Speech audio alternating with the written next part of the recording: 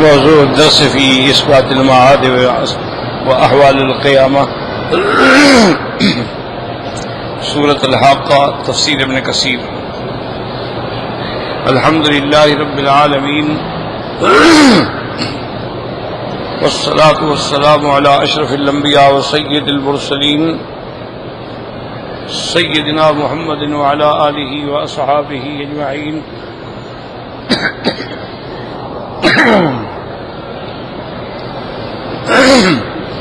اللهم صل على سيدنا محمد وعلى آل سيدنا محمد كما صليت على إبراهيم وعلى آل إبراهيم في العالمين إنك حميد مجيد.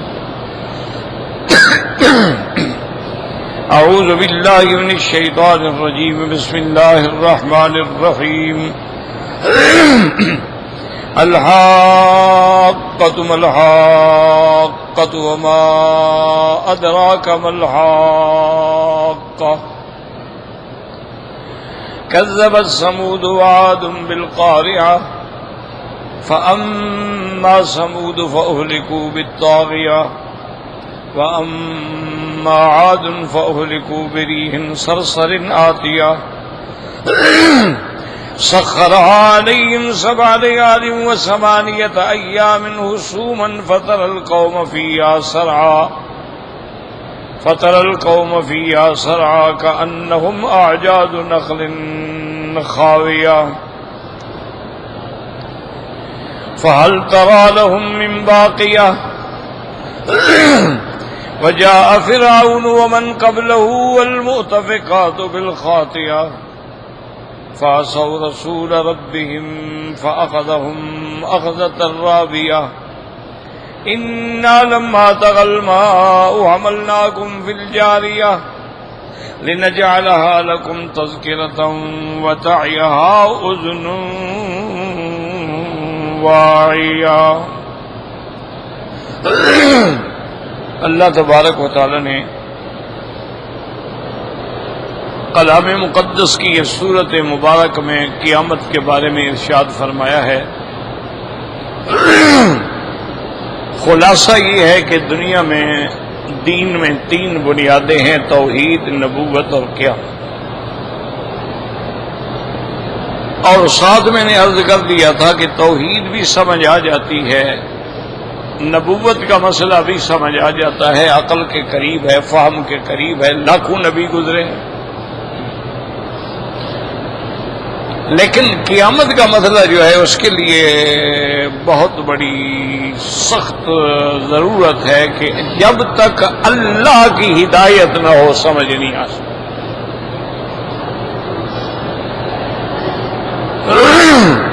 اور اس کو آپ یوں سمجھیں کہ کسی چیز کے دیکھنے کے لیے ایک نور کافی نہیں ہوتا. کچھ نہ کہو کیا ہے، چھوڑو دماغ خراب ہو خلاص بھائی. جزاک اللہ خیر. بیچارہ اس کا دماغ خراب ہے، کچھ نہ کہو. اب اور مزید وقت ضائع ہوگا. اس غریب کے دماغ پہ اثر ہے. بہرحال تو یاد رکھیں کہ کسی چیز کو دیکھنے کے لیے ایک نور مکتفی نہیں ہوتا، 2 نور ہونے کی ضرورت ہے. جب تک دونوں نور اکٹھے نہ ہوں مسئلہ حل نہیں ہوتا. اس کو اچھی طرح سمجھیں. خدا کرے اللہ مجھے توفیق دے اور آپ کو بھی سمجھ آ جائے. مثال کے طور پر ابھی نور موجود ہے، روشنی موجود ہے، لیکن آدمی اگر اندھا ہو تو کیا دیکھے گا؟ ایک نور تو ہے لیکن اس کا دوسرا نور نہیں ہے. اچھا، اسی طرح آدمی کی آنکھیں تو ہیں لیکن آگے اندھیرا ہے تو کیا دیکھے گا؟ تو اس لیے جب تک کہ 2 نور اکٹھے نہیں ہوں گے اس وقت تک کوئی چیز سمجھ ہی نہیں آ سکتی.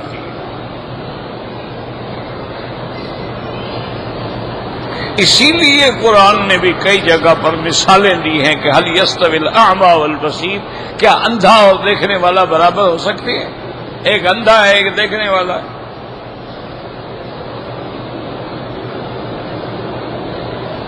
اسی طرح اللہ نے قرآن میں مثالیں دی ہیں کہ کیا مردہ اور زندہ برابر ہو سکتا ہے؟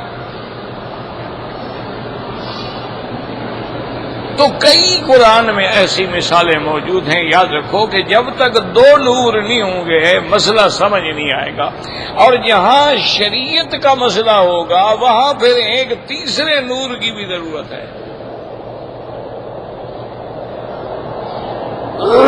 دو نور تو یہ ہے نا، یہ تو ظاہری نور ہے، مادی نور ہے کہ آنکھیں ہیں ہم الحمدللہ دیکھ رہے ہیں، اگر بیچارہ نابینا ہے نہیں دیکھ سکتا. آنکھیں ہیں لیکن آگے اندھیرا ہے تو ہم دھکے کھا رہے ہوتے ہیں، ٹٹور رہے ہوتے ہیں، اپنے گھر کا دروازہ بھی نہیں ملتا، چابی نہیں لگا سکتا، ہاتھ لگا کے بیچارہ دیکھ رہا ہوتا ہے. تو شریعت کے مسائل کے لیے بھی ایک تیسرے نور کی ضرورت ہے. یاد رکھو اس کو کہتے ہیں نور نبوت، کہ جب تک وہ نور ایمان اور نور نبوت کی روشنی نہ آئے شریعت کے مسائل سمجھ نہیں آ سکتے.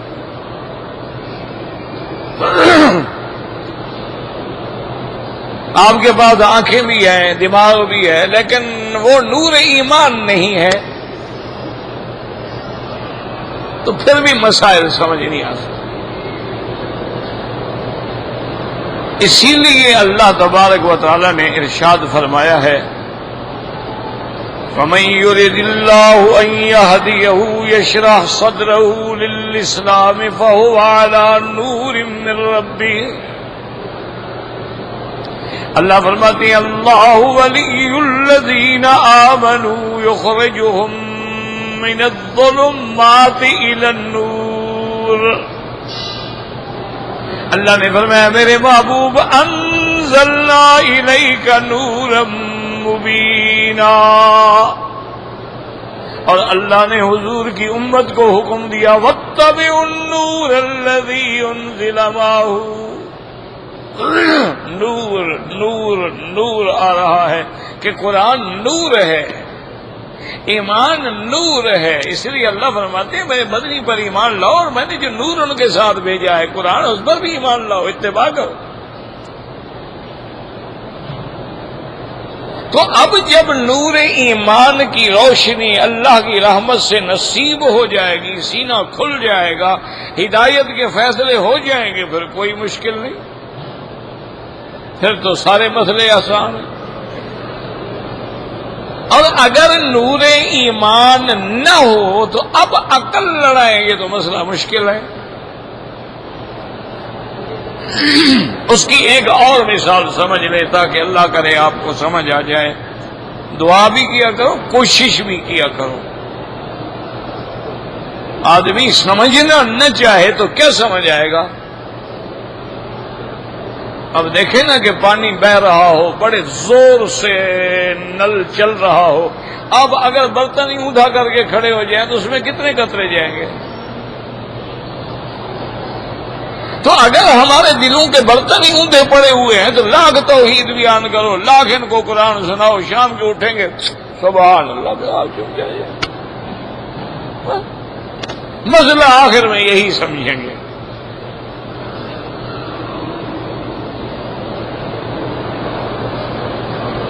اس لیے اللہ پاک فرماتا ہے کہ کیا تم قرآن میں غور نہیں کرتے؟ افلا یتدبرون القرآن ام علی قلوب اقفالها، کیا تمہارے دلوں پہ تالے تو نہیں لگ گئے؟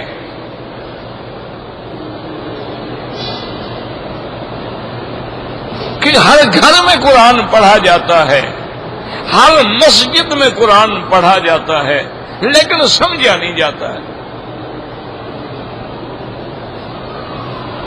اسی لیے کسی شاعر نے قرآن کی فریاد کے نام سے ایک نظم لکھی تھی کہ قرآن اللہ کے دربار میں درخواست کرے گا کہ میرا مولا کیسے بندوں کے پاس تو نے مجھے بھیج دیا ہے کہ طاقوں میں سجایا جاتا ہوں اور دھو دھو کے پلایا جاتا ہوں، عمل مجھ پہ کوئی نہیں کرتا.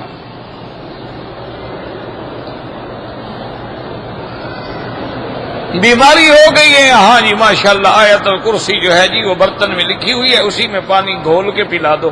اللہ کے بندے وہ تو آیت الکرسی تو وہیں کھڑی ہوئی ہے، اس کے اندر کیا کیا ہے؟ نہیں، بس ایک رواج ہے، برتن ہیں بک رہے ہیں، پلانے والے پلا رہے ہیں، جاہل لوگ موجود ہیں، اور جب تک جہل رہے گا پیری چلتی رہے گی۔ اسی لیے کسی نے کہا تھا نا کہ چشم عالم کو کور رہنے دو اور میری پیری میں زور رہنے دو۔ آج آپ آنکھیں بند کر کے ٹھنڈے دل سے سوچ لیں کہ جن گھروں میں تعلیم آ گئی ہے، بچہ چاہے میٹرک کر گیا، دین نہیں پڑھا، میٹرک کی ہے، اس نے ایف اے کر لی ہے، بی اے کر لی ہے، وکیل بن گیا ہے، وہ پاؤں پہ ہاتھ ہی رکھے گا پیر کے، اس کو سمجھ آ گئی ہے نا، پڑھ گیا، علم تو ہے نا، کوئی علم بھی ہو، چاہے انگریزی کا ہو چاہے کسی بات کا ہو، علم آ گیا۔ یہ سارے مصیبتیں اور بدعات وہاں چلتی ہیں جہاں جہالت ہے، جب علم آئے گا جہل مٹ جائے گا۔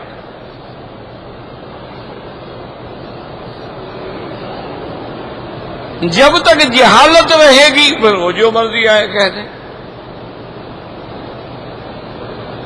اب ایک دو نہیں، 2 4 5 نہیں، ہزاروں کی تعداد میں لوگ جاتے ہیں اور وہ جناب کارڈ بچھا کے بیٹھے ہوئے ہیں، اور پنجرے میں ایک چھوٹی مینا بیٹھی ہوئی ہے، کہیں طوطا بیٹھا ہوا ہے، کہیں کوئی اور پرندہ بیٹھا ہوا ہے۔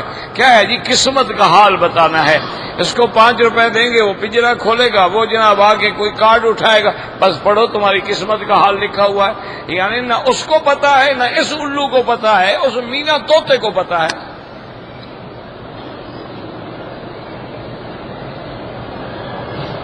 اس سے بڑی کوئی جہالت ہے دنیا میں؟ بھئی اس نے تو کوئی کارڈ اٹھانا ہی اٹھانا ہے نا۔ اچھا 5 منٹ کے بعد وہ کوئی اور اٹھا لے گا، پھر تمہاری قسمت 5 منٹ میں بدل گئی ہے۔ اچھا اس کو تو آپ ایک کوئی کھانے پینے کے لیے کوئی ایک ٹکڑا دے دیں کسی چیز کا، اس کے بعد نکالیں پھر وہ ایک اور کارڈ اٹھا لے گا۔ اچھا انگریزوں نے کہا یہ جاہل قوم ہے، ان کے لیے تب طوطے پرندے بھی ان کو حال حوال دیتے ہیں۔ انہوں نے مشینوں کے اندر ٹکٹیں جمع کر دی ہیں کہ آپ کھڑے ہو جائیں، وزن بھی کرا لیں اور قسمت کا حال بھی پوچھ لیں۔ وہ لوہے کی مشین قسمت کا حال بتا رہی ہے۔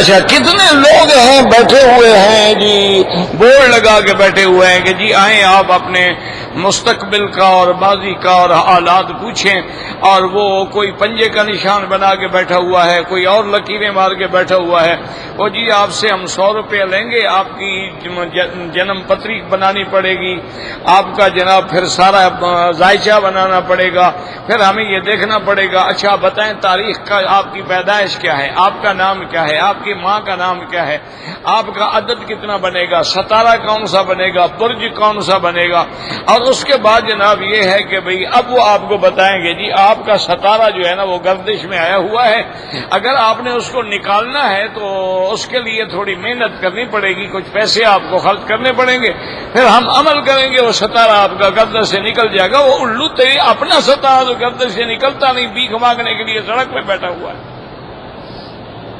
تو اپنا ستارہ تو نکالنا گردش سے۔ لوگ بیٹھے ہوئے، ہاں جی مہربانی کرو حضرت میرا ہاتھ دیکھو، قسمت کا حال بتاؤ۔ پڑھے لکھے لوگ جاتے ہیں ان کے پاس، یہ ریس آج ریس کا دن ہے اور گھوڑے دوڑیں گے، آپ مجھے بتائیں میں کون سے نمبر پہ پیسہ لگاؤں؟ وہ آپ کو بتائے گا جی آپ کا عدد یہ ہے اور آپ کا ستارہ یہ ہے اور گھوڑے کا نام یہ ہے، آج کا دن یہ ہے اور دوڑنے کا وقت یہ ہے، لہذا آپ فلاں نمبر پہ لگائیں گے تو جیت جائیں گے، آپ کو پھر کروڑوں مل جائیں گے۔ تم جا کے خود لگا لو نا نمبر پہ، تم جیتنا نہیں چاہتے ہو۔ قوم ہے، پاگل ہے، بے وقوف ہے، بنے ہوئے ہیں۔ تو بھائی اگر تمہیں پتہ لگ جاتا ہے کہ کون سا گھوڑا جیتے گا تو خود جا کے لگا دو نا، ایک دفعہ جیت جاؤ، جان چھوڑو، بھیک مانگنے سے تو جان چھوٹ جائے گی نا تمہاری۔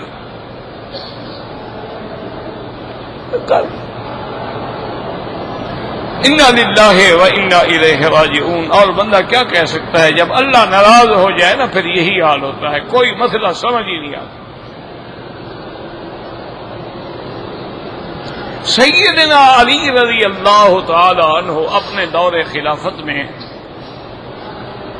خوارج کے مقابلے پر جنگ کے لیے تیاری فرما رہے تھے اور آپ نے صبح کو جانا تھا لشکر لے کر جنگ کے لیے. ایک آدمی آیا اور اس نے بڑی منت کی اور فریاد کی کہ حضرت علی مہربانی کریں، کل صبح آپ اپنے لشکر کو روانگی کا حکم نہ دیں، ایک دن یا 2 دن ٹھہر جائیں پھر نکلیں. حضرت علی رضی اللہ تعالیٰ نے فرمایا کہ لماذا، ابھی کیوں، کیا وجہ ہے؟ اس نے کہا کہ القمر فی الاقرب، کہ آج کل جو قمر ہے نا وہ اقرب سیارے کے اندر ہے، اور جب قمر اقرب میں ہوگا اور آپ جائیں گے آپ کو شکست ہو جائے گی. اسی لیے وہ کہتے ہیں نا کہ ابھی 12 برج ہیں، پھر اس کے بعد جو ابراج ہیں، پھر سیارات ہیں، پھر سیارات جو ہیں ثوابت بھی ہیں، سیارات متحرکہ بھی ہیں، سیارات منعکسہ بھی ہیں.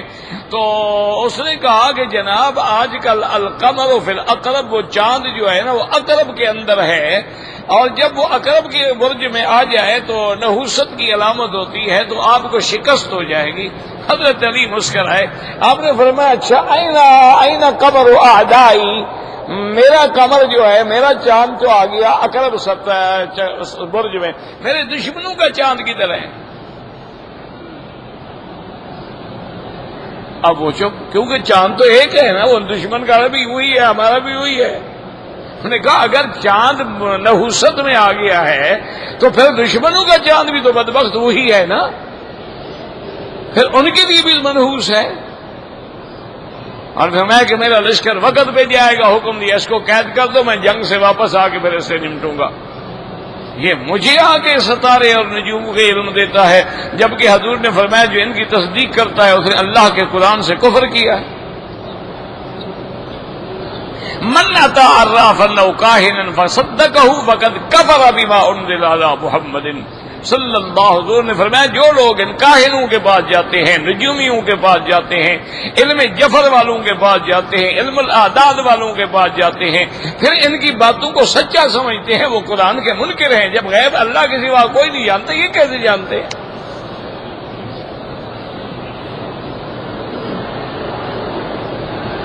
تو اس لیے ہمیشہ سمجھیں کہ جب تک پھر نور نبوت کی روشنی نہ ہو بات سمجھ نہیں آتی. نور قرآن کی روشنی، اب دیکھیں نا، اس کا میں عرض کر رہا تھا کہ جب سرکار دو جہاں، رحمت دو عالم، محبوب دو عالم صلی اللہ علیہ وسلم کو معراج ہوا اور آپ رات میں واپس تشریف لے آئے معراج کے بعد، اور صبح کے بعد آپ نے اعلان فرمایا کہ اللہ نے مجھے رات میں اسراء بھی کرایا ہے، معراج بھی کرایا، میں 7واں آسمانوں پہ بھی گیا ہوں، میں سدرۃ المنتہا پہ بھی گیا ہوں. جب آپ نے یہ اعلان کیا تو ابھی جہل اور اس کی پارٹی جو تھی ان کو تو موقع مل گیا. انہوں نے کہا دیکھو ہم نے کہتے تھے کہ دیوانہ ہے، یہ بھلا کوئی بات ہے؟ مکہ مکرمہ سے بیت المقدس کا سفر جو ہے وہ 1 مہینے کا سفر ہے. ہمارے قافلے جاتی ہے تجارت کے لیے، اور حضور فرماتے ہیں میں یہاں سے بیت المقدس گیا، پھر انبیاء کو نماز پڑھائی، پھر پہلا آسمان، دوسرا، تیسرا، چوتھا، 5واں، 6واں، 7واں، سدرۃ المنتہا، پھر اس کے بعد بھی مجھے اللہ نے اور مناظر دکھلائے ہیں. اور خود ان کا اپنے نبی فرماتے ہیں کہ زمین سے آسمان تک کا سفر 500 سال کا ہے، تو 7 آسمان ہے تو 3500 سال مدت لگنی چاہیے. کہاں 3500 سال، اور یہاں رات بھی نہیں گزری، حضور واپس بھی آ گئے.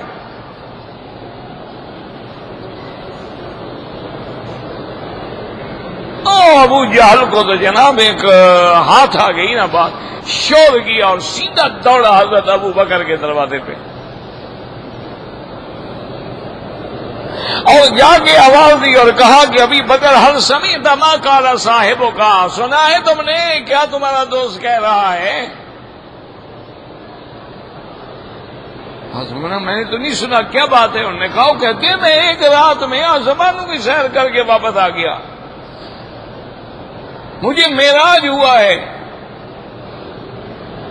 ابو بکر یہ کوئی عقل کی بات ہے بھلا؟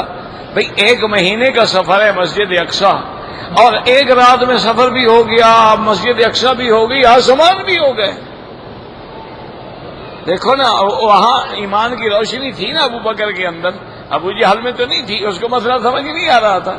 ابو بکر کے اندر روشنی ایمان کی تھی، اس نے کہا ابو جہل زیادہ تقریر نہ کرو، مجھے یہ بتاؤ جو تم کہہ رہے ہو ہاکذا قال رسول اللہ ہے، یہ بات میرے مدنی پاک نے فرمائی ہے؟ اس نے کہا ابھی میں سن کے، انہوں نے کہا صدق رسول اللہ، اگر حضور نے فرمایا ہے تو سچ۔ ابو جہل کہنے لگا تم مانتے ہو یہ بات سچی ہو سکتی ہے؟ انہوں نے کہا صدق رسول اللہ ہے۔ اور انہوں نے کہا بدبخت، ہم تو اس سے بھی بڑی باتیں مانتے ہیں، جبریل کا آنا جانا مانتے ہیں، اگر جبریل آسمانوں پہ جا سکتا ہے، وحی لے کے آ سکتا ہے، تو میرا مدنی نہیں جا سکتا ہے؟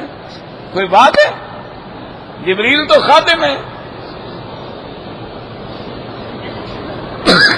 اب جن کے اندر نور ایمان تھا ان کے لیے ماننا مشکل نہیں تھا، اور جو نور ایمان سے محروم تھا، عقل لڑا رہا تھا، اس کے لیے تو میرا سمجھ ہی نہیں آتا تھا۔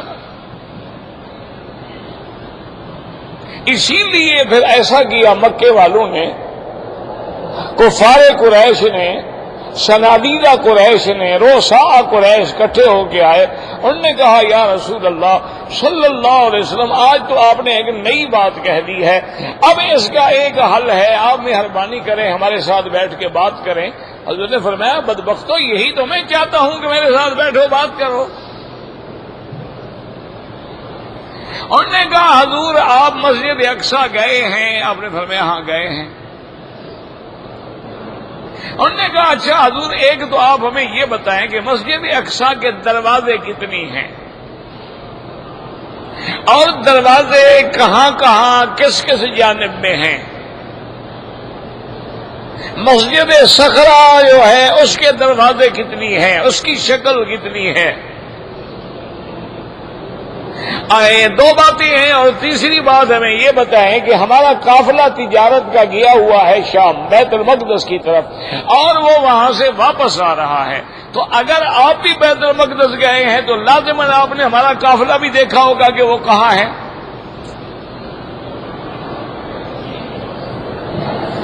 کیوں صرف عقل دوڑا رہے ہیں نا؟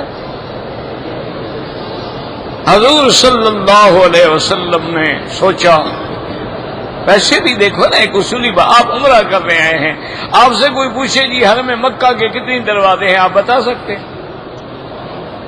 آپ دروازے گننے آئے ہیں یا عمرہ کرنے آئے ہیں؟ تو حضور پاک کو دروازے دیکھنے گئے تھے، لیکن دشمن ہے، دشمن تو دشمن ہے۔ آپ مدینہ منورہ کی زیارت کر کے آ چکے ہیں، آپ کو پتا ہے کہ مدینہ شریف کے حرم کے کتنے دروازے ہیں، آپ کو پتا ہے کہ اصحاب صفا کا جو تھڑا ہے اس کا طول عرض کتنا ہے، آپ کو پتا ہے کہ ریاض الجنہ کا طول عرض کتنا ہے، آپ کو پتا ہے کہ خوخ ابی بکر کہاں ہے۔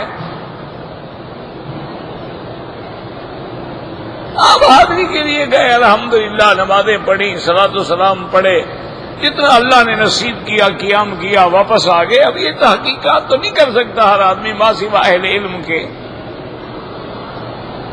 عام آدمی بیچارے کو تو پتہ ہی نہیں ہے کہ بھئی حضور صلی اللہ علیہ وسلم کے زمانے میں مسجد کتنی تھی، پھر سیدنا ابو بکر کے زمانے میں کتنا تھی، پھر سیدنا عمر کے زمانے میں کتنا تھی، پھر سیدنا عثمان کے زمانے میں کتنا تھی، حضور کی بیوی ازواج مطہرات کے گھر جو تھے وہ کہاں کہاں تھے، یہ عام آدمی کو تو نہیں پتا، اور نہ اس کو علم ہو سکتا ہے جب تک علم نہ ہو۔ حضور صلی اللہ علیہ وسلم فرماتے ہیں کہ میں نے سوچا کہ یہ کیسی میری قوم ہے، کیسے بدبخت لوگ ہیں، یہ مجھ سے کیا پوچھنے آ گئے۔ اللہ نے فوراً حکم دیا کہ جبرائیل میرے مدنی سے کہیں آپ غم کیوں کر رہے ہیں، اگر ہم آپ کو معراج کرا سکتے ہیں تو دشمن کا جواب نہیں دے سکتے ہیں، ہم بیت المقدس آپ کے سامنے کر دیتے ہیں، ان سے کہو یہ پوچھتے جائیں، آپ دیکھ کے جواب دیتے جائیں۔ اب مسجد اقصی حضور کے سامنے ہو، جو پوچھے حضور جواب دے دے۔ آخر ان سے نہ رہا کہ یہ باتیں تو ساری ٹھیک ہے، انہوں نے کہا جی ہمارا قافلہ، آپ نے فرمایا تمہارا قافلہ فلاں جگہ تھا، اور تقریباً اتنے دن کے بعد وہ مکے میں پہنچے گا۔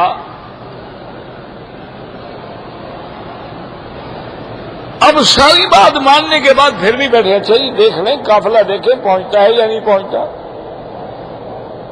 اب قافلہ بھی آ گیا پھر بھی نہیں مانے کہ وہ نور ایمان اندر نہیں تھا.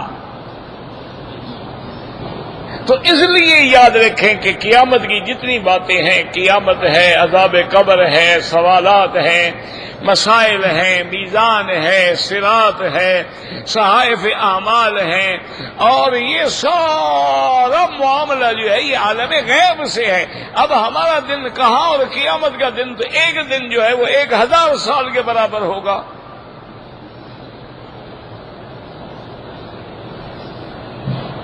کیسے سمجھ آئے؟ تو اگر نور ایمان کی روشنی ہو تو پھر کوئی مشکل نہیں کہ بھئی حضور پاک نے فرمایا ہے کہ جنت ہے، بس ہے، ٹھیک ہے. جب اللہ کے نبی نے فرما دیا بات ختم ہو گئی. حضور نے فرمایا جہنم ہے، جہنم ہے. حضور نے فرمایا میزان ہوگا، نام اعمال تولے جائیں گے، ٹھیک ہے. حضور نے فرمایا کہ پل صراط سے گزرنا ہے، بس ٹھیک ہے. جب حضور نے فرما دیا آمنا وصدقنا تو پھر ہمارا ماننا تو مشکل نہیں ہے. لیکن جو نور ایمان سے محروم ہے ان کو سمجھ نہیں آتی. اچھا، ان کو سمجھانے کے لیے پھر ہم کیا جواب دیں گے؟ ان کے سمجھانے کے لیے ہمیشہ یاد رکھو 2 جواب دیں گے کہ بھی حضور پاک نے جو نشانیاں بتائی ہیں قیامت کی، علامات صغریٰ بھی بتائی ہیں، علامات کبریٰ بھی بتائی، وہ نشانیاں ساری پوری ہو گئی ہیں یا نہیں؟ اب اس کا تو انکار نہیں کر سکتے. بھئی اگر وہ پوری ہو گئی ہیں تو اس کا معنی حضور نے سچ فرمایا ہے. اور دوسرا ان کو یہ جواب دیں گے کہ قیامت کے بارے میں اللہ کے قرآن میں ہے، اور قرآن کلام اللہ ہے، اور اللہ کا کلام کبھی غلط نہیں ہو سکتا.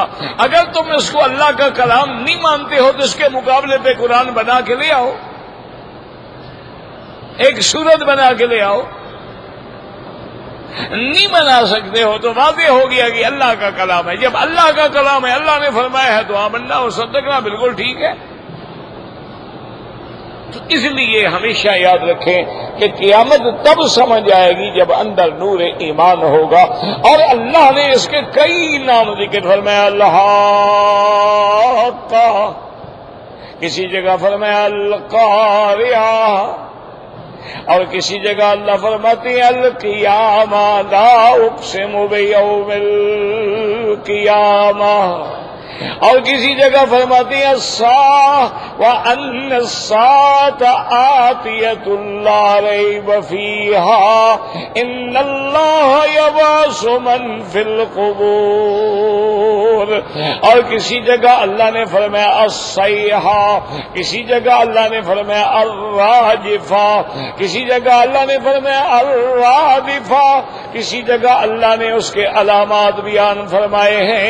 نفخ صور سے پہلے کی علامات ہیں، نفخ صور کے بعد کے علامات ہیں، بین النفختین کے علامات ہیں، پھر نفخہ ثانیہ کے بعد کے علامات ہیں.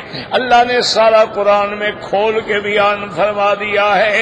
اور پھر اللہ پاک نے سابقہ امم کا ذکر فرمایا ہے کہ اگر تم میرے عذاب کو نہیں مانتے ہو تو قوم عاد پہ نظر ڈالو، قوم سمود پہ نظر ڈالو، قوم لوط پہ نظر ڈالو، قوم فرعون پہ نظر ڈالو، قوم نوح پہ نظر ڈالو. ان علاقوں سے تمہارا گزر ہوتا ہے. تم یمن بھی جاتے ہو، تم شام بھی جاتے ہو. کچھ قوموں کا رستہ یمن کی طرف ہے، کچھ قوموں کا رستہ شام کی طرف ہے.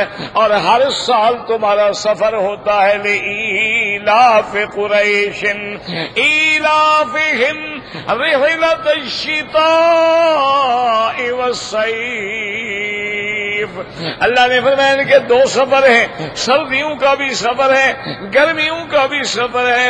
اور پھر اللہ فرماتے ہیں قل سیروا فی الارض فانظروا، اب زمین میں چلو پھرو، غور کرو، تدبر کرو، کیف کان عاقبۃ المکذبین، جنہوں نے اللہ کے پیغمبروں کو جھٹلایا پھر ان کا انجام کیا ہوا، ان پہ کیسے کیسے اللہ کے عذاب آئے ہیں، حتیٰ کہ ان قوموں کے نشان مٹ گئے ہیں۔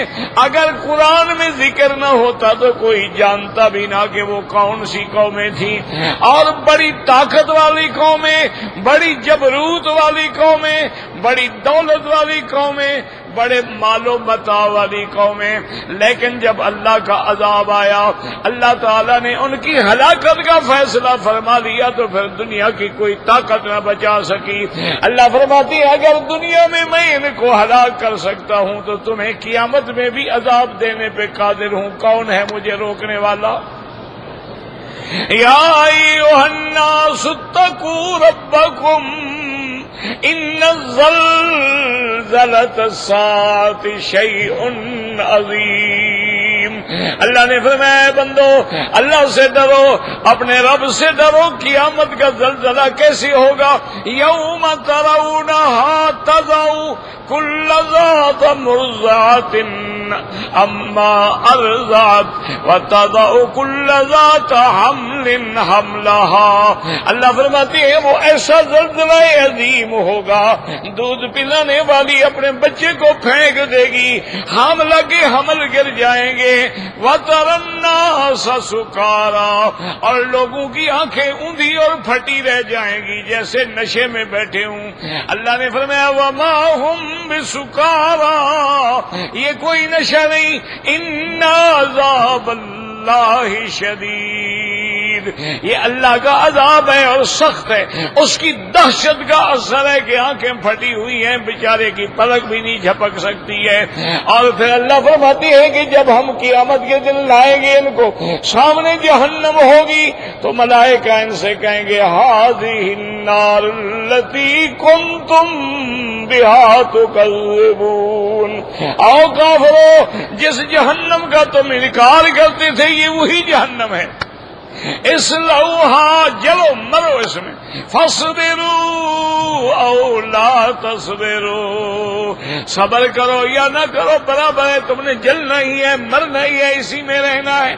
اس لیے اللہ تبارک و تعالیٰ کے فرشتے کہیں گے اے کافرو تم کہتے تھے کہ کوئی آگ نہیں ہے، یہ جادوگر ہے، نبی نہیں ہے، افسحر ھذا ام انتم لا تبصرون، اب اچھی طرح دیکھ لو جہنم کو، کہیں یہ جادو کی آگ تو نہیں ہے، اچھی طرح دیکھو جادو ہے یا حقیقی آگ ہے؟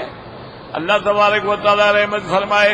اور اللہ فرماتے ہیں کہ ادھر جہنم کا یہ عالم ہوگا کہ وہی ایسے ابل رہی ہوگی، تکاد تمیز من الغیظ، قریب ہے کہ غصے سے پھٹ جائے، کلما القی فیہا فوج سألہم خزنتہا، جب بھی کافروں کی جماعت کو ڈالیں گے فرشتے پوچھیں گے بدبختو الم یاتکم نذیر، اللہ کے ڈرانے والے نہیں آئے تھے تمہارے پاس بھی قیامت آئے گی، موت ہوگی، قبر ہوگی، حشر ہوگی؟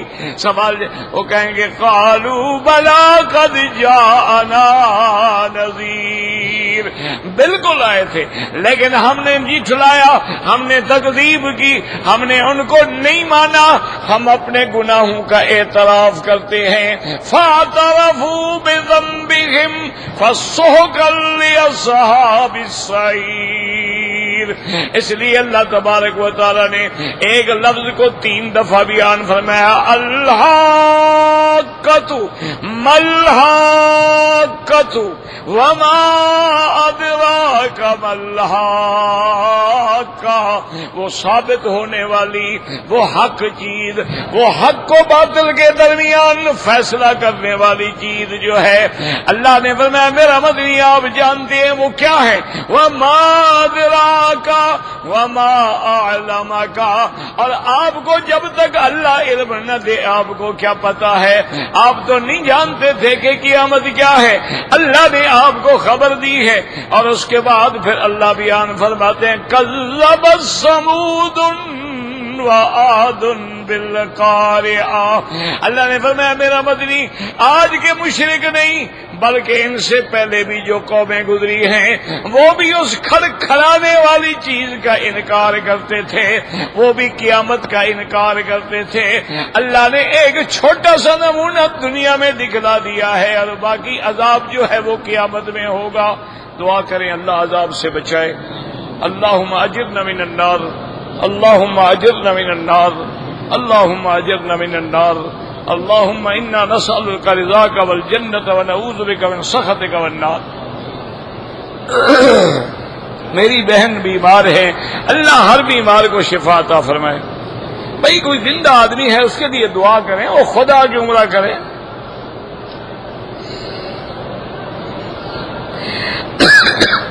میری والدہ معذور ہے، میں ویل چیئر پہ اس کو طواف کراتا ہوں، وہ کعبے کو دیکھتی رہتی ہے، چاہیے یہ کہ نظر نیچے رکھے.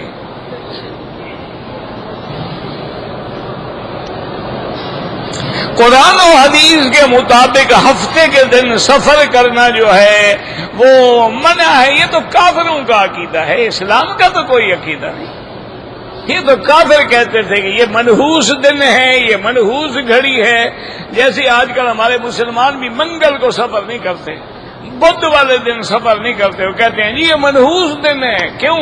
کہتے ہیں جی کتابوں میں لکھا ہوا ہے قوم عاد اور سمود میں جب عذاب آیا تھا یہی منگل بدھ کا دن تھا.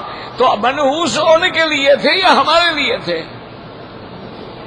اور جس دن دشمن مر جائے تو منحوس ہونے والے دن خوشی کا دن ہوا.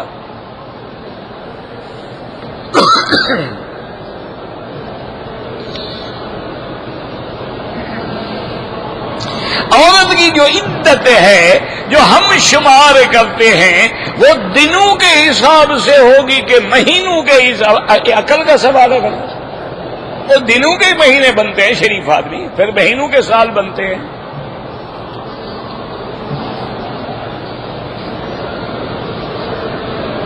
ازواج مطہرات کے متعلق بات کہتے ہیں 11 ہیں. بھئی 11 نکاح ہوئے ہیں، لیکن حضور کے عصمت میں 9 بیویاں تھیں.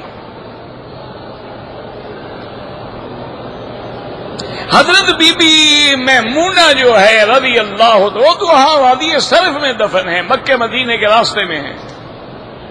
وادی صرف ہے. یہاں سے جب آپ مدینے کے لیے نکلتے ہیں نا، جب آپ نکل جائیں گے حدود مکہ سے نوریہ سے تو آگے ایک جگہ بائیں ہاتھ پہ باقاعدہ ان کی قبر ہے، دیوار ہے، احاطہ ہے، وہ بی بی میمونہ کی قبر ہے.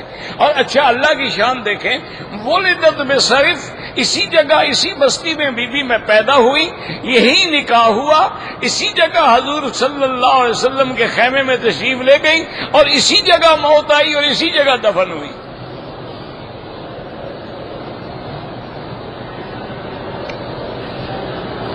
جو عورتیں حج اور عمرے کے لیے آتی ہیں ان کے لیے مسجد نبوی یا مسجد حرام بالکل نماز پڑھ سکتی ہیں، ان کو ہم مسجد سے منع نہیں کر سکتے. افضل ہے گھر میں نماز پڑھیں. آج کل عورتیں مانتی ہیں کہ تم یہ مسئلے پوچھتے ہو. تم یہ پوچھا کرو کہ بھئی مرد عورت کی اجازت کے بغیر مسجد میں آ سکتا ہے؟ میرا بچہ بیمار ہے، اللہ ہر مسلمان کے بچوں کو شفا عطا فرما. میں نے عمرے کا احرام کھول دیا، کپڑے پہن لیے، 5 گھنٹے گزر گئے تو دم پڑ گئی، پھر سر مڈایا آپ نے.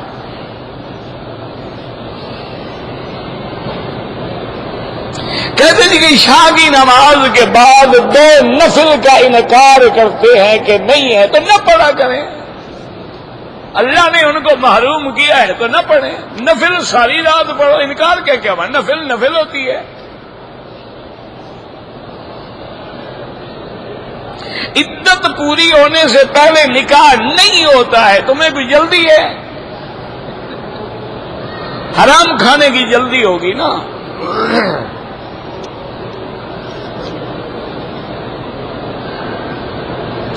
صفیں خالی ہوتی ہیں تو پر کرنے کی کوشش کرو. ایک دوسرے کو کہو بھائی آگے چلو، بھائی آگے چلو، صفیں پر کرو. سرکار دو عالم کے روضہ مبارک پہ جب کھڑے ہو کے سلام پڑھیں گے تو بالکل الصلاۃ والسلام علیک یا رسول اللہ، الصلاۃ والسلام علیک یا حبیب اللہ، بالکل پڑھیں گے۔ بغیر طواف کے حجر اسود کا بوسہ لینا بالکل ناجائز ہے۔ اگر طواف کے بعد 2 رکعت نہیں پڑھے، صفا مروہ دوڑ لیا، بعد میں پڑھ لے، کوئی مسئلہ نہیں۔ طواف کرتے وقت دائیں بائیں گھوم جاتے ہیں، کہاں گھوم جاتے ہیں مجھے سمجھ نہیں آیا کیا لکھا ہے۔ احرام لنگی کی طرح باندھا جا سکتا ہے، جیسے تم کو باندھنے کا طریقہ آتا ہو، اس کے لیے کوئی شریعت میں حکم نہیں ہے، جیسے مرضی آئے باندھو۔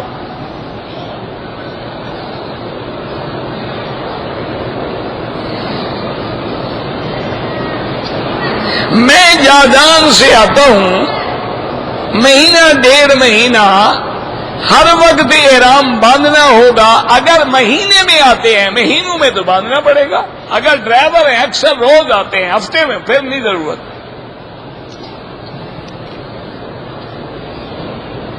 خواب کا مجھے پتہ ہی نہیں لگتا، کسی اور آدمی سے رجوع کریں جس کو علم تعبیر سے واقفیت ہو۔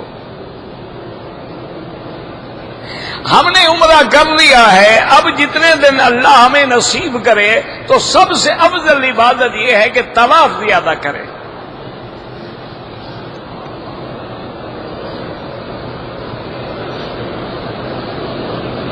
اگر عورت انڈیا سے آئی ہے، احرام کی حالت میں ہے، حیض آ گیا تو ہوٹل میں بیٹھی رہے، جس دن اس کے پورے ہو جائے پیریڈ، غسل کر کے صاف ہو کے عمرہ پورا کرے۔ اگر ایک آدمی کو احرام کی حالت میں سو گیا، احتلام ہو گیا، کوئی بات نہیں، غسل کر لے بس۔ اگر کپڑوں پہ اثر ہے ان کو بھی دھو ڈالے۔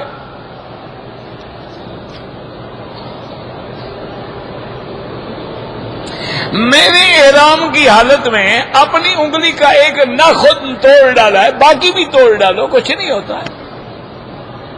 ناخن کاٹنا منع ہے، اگر ٹوٹ گیا تو اللہ کی مرضی ہے۔ اگر 5 منٹ کے لیے احرام کی حالت میں سر پہ کپڑا آ گیا، کچھ بھی نہیں ہوتا۔ صدقہ کو دینا ضروری نہیں، دینا چاہو 1-2 ریال دے دو۔ یعنی اگر پوچھنا چاہیں نا جی تو حاجیوں کا ماشاءاللہ، حضرت عبداللہ ابن عمر رضی اللہ تعالی عنہما حضرت عمر کے بیٹے تھے اور عاشق رسول تھے اور متبع رسول تھے، بہت بڑے عالم بھی تھے، عابد بھی تھے، زاہد بھی تھے، یہاں حرم میں بیٹھے ہوئے تھے۔ ایک آدمی نے آ کے مسئلہ پوچھا، حج کے دن تھے، حضرت بھی حج پہ آئے ہوئے تھے۔ ایک آدمی نے مسئلہ پوچھا، اس نے کہا کہ حضرت مجھ سے، میں احرام میں تھا تو ایک مچھر آ کے بیٹھ گیا، میں نے ایسے مچھر کو جو مارا تو اس کا خون مجھے بدن کو بھی لگ گیا، احرام کو بھی لگ گیا، اب میرے لیے کیا حکم ہے؟ آپ نے بڑا غور سے دیکھا، پر میں کہاں سے آئے ہو؟ اور نے کہا جناب میں کوفے سے آیا ہوں۔ آپ نے اپنے شاگردوں سے کہا کہ اس کو کان سے پکڑو اور اللہ کے حرم سے بھی نکال دو۔ قتلو حسینن، حسین کا خون پی گیا، مچھر کا مسئلہ پوچھنے آیا ہے۔ نے کہا بڑے شریف آدمی ہو کوفے والے، حضرت حسین کا خون تو پی گیا، ڈکار ہی نہیں لیا، اور مچھر مر گیا، جی کیا ہوگا؟ کچھ نہیں ہوگا، مر گیا تو مر گیا۔ تو ہمارے لوگ بھی ہیں نا جی، 5 منٹ کے لیے سر پہ کپڑا آ گیا تو ساری زندگی کے لیے جو داڑھی کا ستیہ ناز فرما دیا، اس کا بھی کبھی مسئلہ پوچھا ہے؟ اس کا بھی کبھی اجی حضور کے روضے پہ ہم یا رسول اللہ کہیں گے، یہ تو مسئلہ پوچھا، یہ بھی پوچھا ہے کہ داڑھی منڈوا کے جب میں کھڑا ہوں گا سرکار کے روضے پر تو میرا کیا حشر ہوگا قیامت میں؟ اگر اللہ نے مجھے اسی جرم میں پکڑ لیا کہ تم اتنے بڑے گستاخ ہو گے، نافرمان ہو کے میرے مدنی کے سامنے آئے تھے، تمہیں میرے مدنی کی شکل سے نفرت تھی، کیا جواب دیں گے؟ مجھے بتائیں، عاشق تو سب بنتے ہیں نا، 1,24,000 پیغمبر میں کوئی پیغمبر ہے جس کی داڑھی نہ ہو؟ حضور کے لاکھوں صحابہ ہیں، کوئی صحابی ہے جس کی داڑھی نہ ہو؟ اللہ کے کروڑوں اولیاء اللہ ہیں، کوئی اولیاء اللہ میں ولی گزرا ہے جس کی داڑھی نہ ہو؟ قیامت والے دن کس کے ساتھ کھڑے ہوں گے آپ؟ من تشبہ بقوم فہو منہم، حضور نے فرمایا جو آدمی جس قوم کی شکل بنائے گا اللہ قیامت میں اس کے ساتھ اٹھائیں گے اس کو، کہ جاؤ اپنی برادری کے ساتھ کھڑے ہو جاؤ۔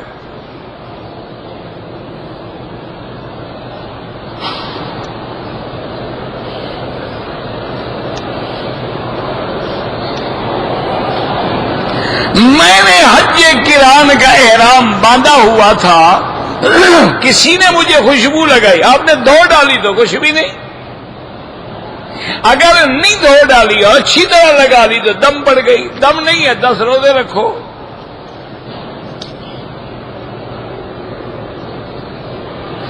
داڑھی کا خط بنا سکتے ہیں، داڑھی کو بناؤ، سنوارو۔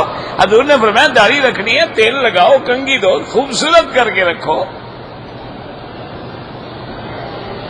افضل صدقہ جو ہے وہ پانی کا ہے، کہ جہاں پانی نہ ہو وہاں پانی کا انتظام کرو۔ پینٹ شرٹ پہننا جائز ہے، بالکل جائز ہے جناب، تو عورتیں پہنتی ہیں تو مردوں کے مسئلے پوچھ رہے ہو؟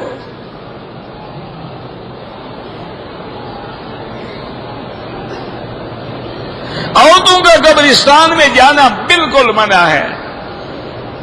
احرام کی حالت میں بھی عورت اگر آگے مرد نہ ہو تو کپڑا کھلا رکھے گی، ورنہ کپڑا لٹکا کے رکھے گی، یعنی جیسے گونگٹ ہوتی ہے نا، گونگٹ نکال لے، پردہ بھی رہے گا، چہرے کو بھی نہیں لگے گا۔ زندہ آدمی کے لیے کوئی طواف نہ کرے۔ میں ڈرائیور ہوں، حج عمرہ، میں حج میں حاجیوں کی ڈیوٹی ہوتی ہے، تو کوئی ضروری تو نہیں کہ آپ ہر سال حج کریں۔ حج تو زندگی میں ایک دفعہ فرض ہوتا ہے، آپ نے کر لیا الحمدللہ، موقع ملتا ہے کب احرام بھی باندھ لو، ڈیوٹی بھی کرتے رہو، مشکل کیا ہے؟ مجھے آپ بتائیں حج میں مشکل کیا ہے؟ آپ نے احرام باندھ لیا، نیت کر لی، گاڑی چلاتے رہو۔ حاجی بھی نہ جائیں گے کہ نہیں جائیں گے؟ تم بھی نہ چلے جاؤ گے۔ حاجیوں کو عرفات پہنچاؤ گے، تم بھی عرفات چلے جاؤ گے۔ حاجیوں کو مزدلفہ لے آؤ گے، تم بھی مزدلفہ آ جاؤ گے۔ مشکل کیا ہے؟ نیت نہ ہو تو بہانے بہت۔